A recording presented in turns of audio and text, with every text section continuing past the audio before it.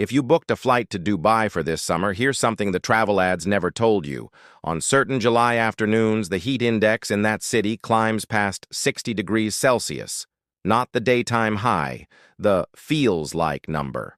At that point, your body struggles to cool itself down, no matter how much water you drink or how much shade you find. And that one fact is starting to put real pressure on a tourism model that took 30 years to build. Stick with me for the next few minutes, because by the end of this video, you'll understand why Dubai may become one of the first major tourist destinations to face serious pressure from climate change.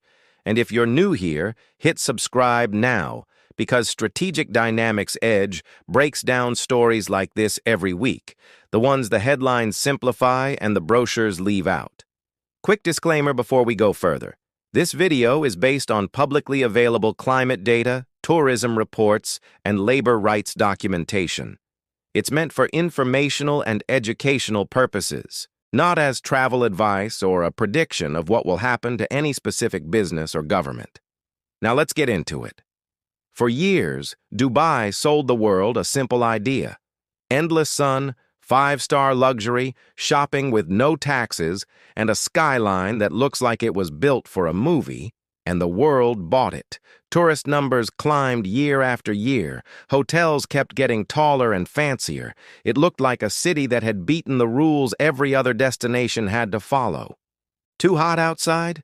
Fine, they built indoor ski slopes. Malls so cold you need a sweater in the desert. The pitch was simple. We've engineered around the heat. Trust us. But here's the part that pitch never mentions. Dubai's tourist season has always been roughly half a year, not 12 months. From November to April, the weather actually cooperates. That's when five-star hotel rooms sell out at $600 a night and beach clubs are packed shoulder to shoulder. Then summer arrives and demand drops sharply.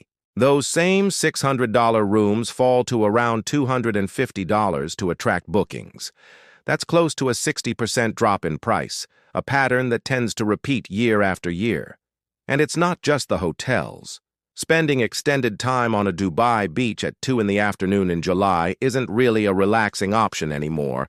Extended heat exposure at that level can present serious health risks. Even the ocean doesn't offer much relief.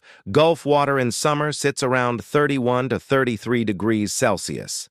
That's not refreshing. That's closer to bath water. So what does a tourist actually do in Dubai during summer? They go inside, and they basically stay inside. Hotel to mall to aquarium to indoor ski slope, connected by air-conditioned walkways, so you could technically spend a week in Dubai without standing under open sky for more than the few seconds it takes to get from a car to a lobby door. Now here's where it gets interesting, because that strategy has worked for a long time. But it created a strange version of the city. A tourist in summer Dubai isn't really experiencing Dubai the way the brochures show it. They're experiencing the inside of very expensive buildings connected by very cold hallways. You can see the Burj Khalifa through a mall window. You can see the marina from behind glass. But the outdoor experience, the one people fly across the world and pay thousands of dollars for, is largely sealed off. And the visitors who do show up in summer are often paying discounted prices to be there. The bigger spenders, the ones booking private desert dinners and helicopter tours, tend to come in December, when Dubai can fully deliver on what it promises.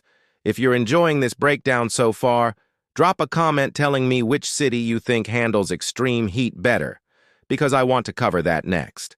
And don't forget to share this with anyone who's planning a Gulf trip. It might change their dates. Now let's talk about why this isn't just a seasonal inconvenience. It's becoming a structural challenge. The Gulf region is warming at roughly twice the global average, according to international climate monitoring data. The UAE has already recorded temperatures above 51 degrees Celsius in August, breaking the previous year's record. And that trend line has been climbing rather than leveling off. Here's what that means for a tourism industry built on a roughly 6-month calendar. The shoulder seasons, those milder weeks in spring and autumn when outdoor dining and beach days are still comfortable, appear to be getting squeezed from both sides. The heat seems to be arriving earlier in spring and lingering longer into autumn. What used to be a comfortable late April is increasingly borderline. What used to cool down by mid-October is staying hot longer. Some climate researchers suggest that 6-month window could gradually narrow toward 5 months, then potentially 4, if current trends continue. Researchers studying the Persian Gulf have warned that under high-emission scenarios, parts of this region could eventually approach conditions where extended time outdoors becomes genuinely risky for healthy adults, not just uncomfortable. But here's a layer most people never think about, the one underneath all the marketing. Keeping that entire indoor paradise running requires a significant amount of outdoor labor. Someone has to build those towers. Someone has to maintain the rooftops, the parking structures, the delivery routes, the security posts outside every building.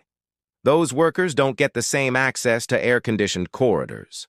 In 2023, reports documented migrant construction workers in Dubai working outside during the hottest hours of the day, in apparent violation of the country's own midday work ban, with temperatures around 42 degrees Celsius.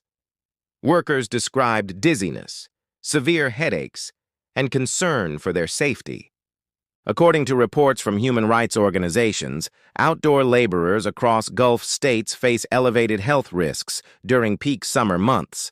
The polished, climate-controlled image of Dubai that tourists see is supported by people who often don't get the same protection from that same heat.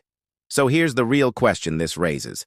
What happens if air conditioning alone isn't enough to offset rising temperatures long-term? Because cooling a city at this scale isn't free. It requires a substantial and growing amount of energy, and as outdoor temperatures climb, the power needed to keep indoor spaces comfortable tends to climb with it. That can mean higher costs and more strain on the power grid over time. And air conditioning can't really replicate the part many tourists came for in the first place.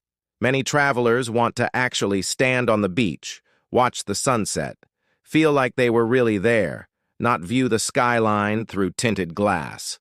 And in August, even early evening in Dubai is still sitting around 38 degrees Celsius. Right now, Dubai appears to be balancing two competing trends.